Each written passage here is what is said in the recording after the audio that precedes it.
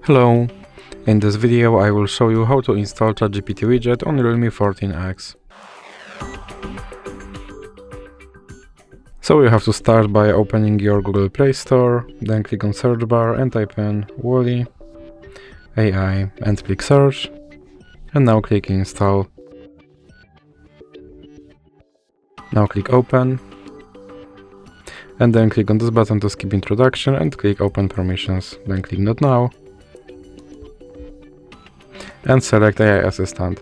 Now click here to allow this app to display over other apps and click back. Then click back again and click start. And as you can see right here there's my ChatGPT widget, and I can open him and I can tell him to do something.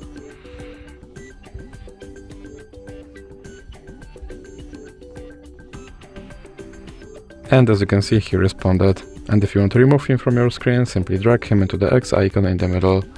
So that's it for this video. If you liked it, please remember to leave a like and subscribe.